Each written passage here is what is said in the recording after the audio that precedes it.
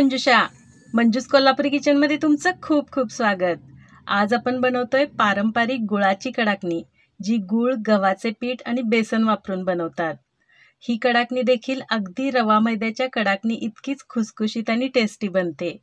रवा मैद्याच्या कडाकणीचा व्हिडिओ मी याआधीच अपलोड केलेला आहे आणि त्याची लिंकही मी डिस्क्रिप्शन बॉक्समध्ये दिलेली आहे।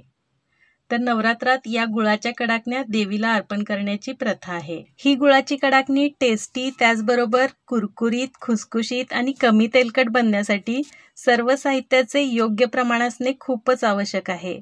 मी या व्हिडिओमध्ये जे प्रमाण सांगितलेले आहे ते वापरून कडाकणी बनवल्यास अगदी परफेक्ट अशी कडाकणी बनते, जी कधीच बिघडत नाही।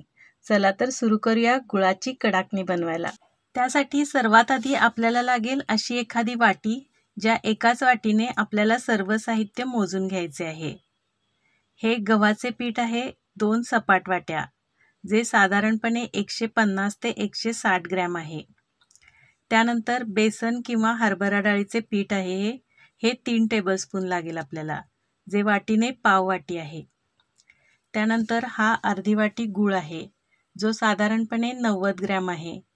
हा गूळ परफेक्टच होतो, परंतु तुम्हाला जर कमी गोड आवडत असेल तर तुम्ही यापेक्षा थोडासा कमी गूळ घेऊ शकता।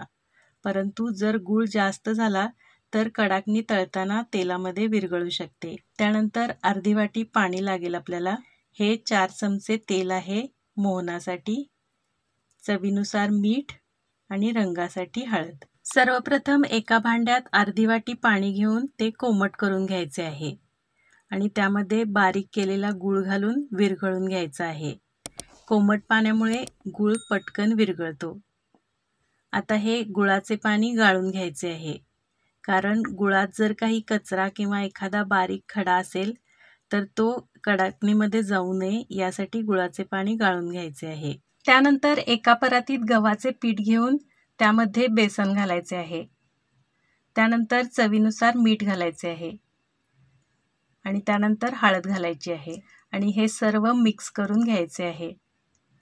त्यानंतर यामध्ये 4 चमचे कडक तेलाचे मोहन घालायचे आहे आणि आता सर्व एकत्र छान मिक्स करून घ्यायचे आहे। आणि आता यामध्ये गुळाचे गाळून घेतलेले संपूर्ण पाणी घालून मिक्स करत करत पीठ मळायला सुरुवात करायची आहे।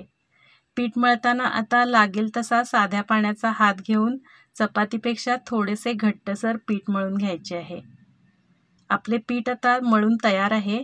आता याला थोडेसे तेल लावून अर्धा तास असेच झाकून ठेवायचे आहे।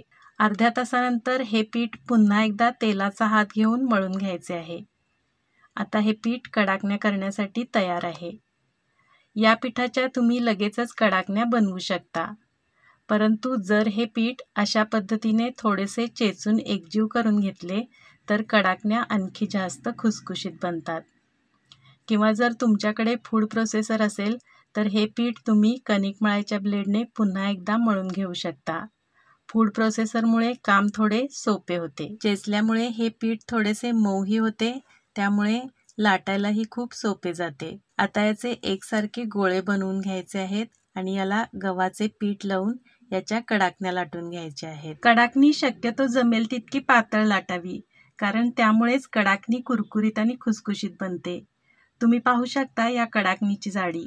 अशा प्रकारे कडाकणी लाटून झाल्यानंतर या कडाकणी कटर किंवा साच्याच्या साहाय्याने कट करून घ्यायची आहे। या साच्यामुळे कडाकणीच्या काठांना छान डिझाईन येते, त्यामुळे कडाकणी खूपच सुंदर दिसते।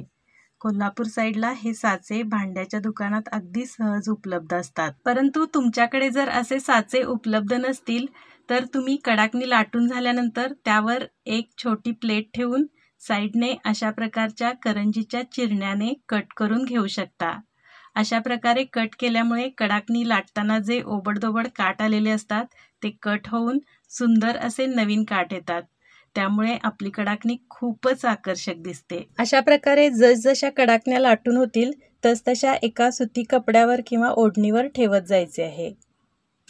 कडाकण्या कट केल्यानंतर जो कट केलेला भाग असतो तो एकत्र करून त्यापासून आपण आणखी कडाकण्या बनवू शकतो। आता एका कढईत तेल तापत ठेवायचे आहे आणि लो टू मीडियम गॅस करून कडाकण्या तळून घ्यायच्या आहेत। आणि एका चाळणीत किंवा टिश्यू पेपरवर काढून घ्यायचे आहेत. कडाकणी थोडीशी लालसर व्हायला सुरुवात झाली की चिमट्याने तेलाबाहेर काढून घ्यायची आहे आणि व्यवस्थित निथळून एका टिश्यू पेपरवर किंवा चाळणीत काढून घ्यायची आहे. अशा प्रकारे सर्व कडाकण्या तळून घ्यायच्या आहेत. व्हिडिओत दाखवलेल्या प्रमाणामध्ये साधारणपणे 20 ते 25 कडाकण्या बनतात. अशा प्रकारे आपल्या खुसखुशीत, सुंदर व आकर्षक कडाकण्या तळून तयार आहेत. या कडाकण्या थोड्या थंड झाल्यावर लगेचच हवाबंद डब्यामध्ये भरून ठेवायच्या आहेत, कारण यामध्ये गूळ वापरलेला असल्यामुळे या हवेमुळे लगेचच थोड्याशा मऊ पडू शकतात. तर असे होऊ नये आणि कडाकणीचा क्रिस्पीनेस टिकून राहावा यासाठी त्या लगेचच हवाबंद डब्यामध्ये स्टोअर करायच्या आहेत. या कडाकणीमध्ये गूळ आणि बेसनचा स्वाद खूप अप्रतिम लागतो. तर या नवरात्रात माझ्या या प्रमाणाने ही गुळाची कडाकणी नक्की बनवून टेस्ट करा आणि रेसिपी आवडल्यास माझ्या चॅनलला सबस्क्राईब करून बेल आयकॉन प्रेस करायला विसरू नका. तसेच व्हिडिओला लाईक, कमेंट आणि जास्तीत जास्त जणांना शेअर नक्की करा. पुन्हा भेटूया आणखी एका नवीन रेसिपीसोबत. तोपर्यंत पाहत रहा माझा चॅनल मंजूज कोल्हापुरी किचन. थँक्यू.